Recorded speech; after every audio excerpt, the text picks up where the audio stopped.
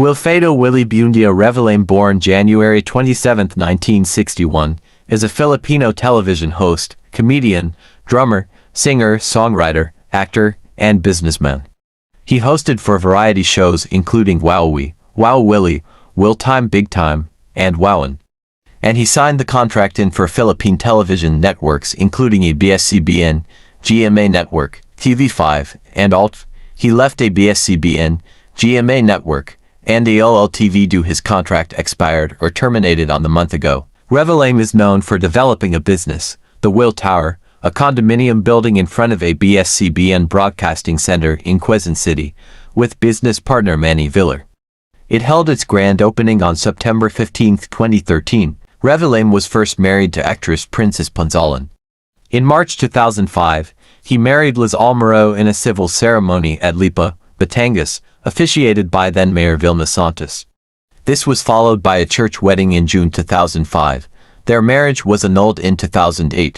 Revelame has 4 children, including Meryl Soriano. Lintae, meron ako nakita. 4 ako iba. Tinatamad ako dahil alam kong hindi magkakaroon ng katuparan ng mga pinapangarap natin. Bigay kayo ng 200,000 cash sa akin. Kapalit ng buhay ng Yan. Nakikita ko. Tama na. Iba, halis na kami. Thank you. Sige po, tay. Kailangan di natin mukha na ito. Tama nyo, ang kahulog ng pangalan kong muerte. Kumatayan! Swerte? Kasali! Sige! Ayun eh, tatakbo na isa si Duerte. Kaya ako kasi sumandal ka na sa akin. Para walang gumalas sa loob. Para ka nakasandal sa pader. Nakakaingit sila, ano?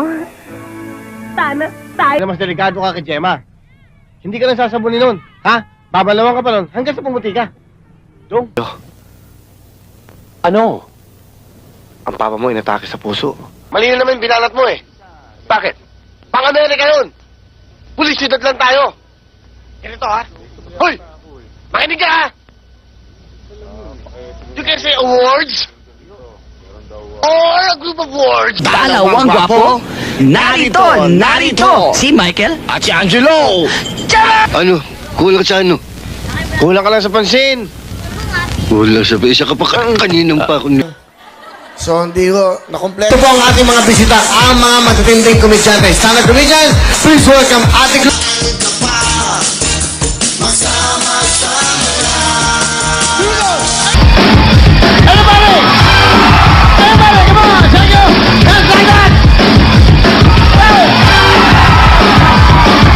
Masaya to!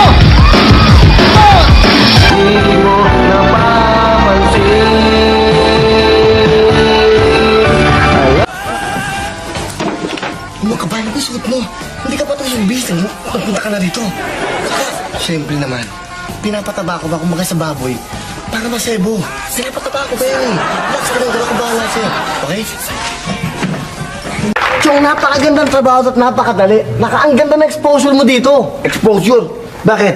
Tinupad mo na ba yung banta mo na magiging macho dancer ka? Ganun ba? Ano naman? Alam mo, Chong, yan tipo mo, hindi yan pinapalakpakan ng mga badap, ha? Ang tipo mo yan, kinadidirian yan ng mga kalabing. Para sa totoo lang, no? Kaya naman ako nag-retire ng pagka-macho dancer ko, eh.